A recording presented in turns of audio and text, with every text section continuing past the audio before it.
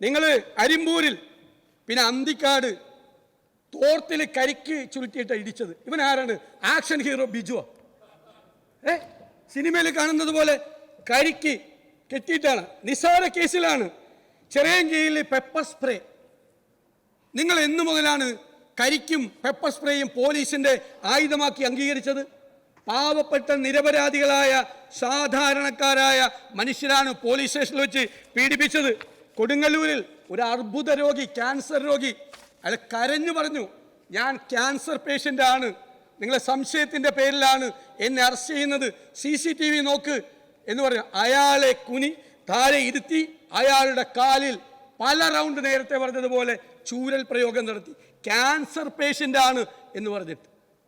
അടൂരിൽ നിങ്ങളുടെ DYFIയുടെ മേഖലാ സെക്രട്ടറി അല്ലേ 2 മണിക്കൂർ കൊണ്ടൊരു കള്ളക്കേസ് എടുത്ത് സ്റ്റേഷനിൽ കൊണ്ടുപോയി ക്രൂരമായി മർദ്ദിച്ചത്. ആ മേഖലാ സെക്രട്ടറിയുടെ അപ്പനും അമ്മയും പറഞ്ഞെന്താ?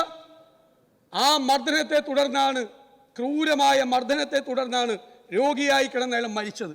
ഒരു അസുഖവും ഇല്ലായിരുന്ന ഒരാൾ.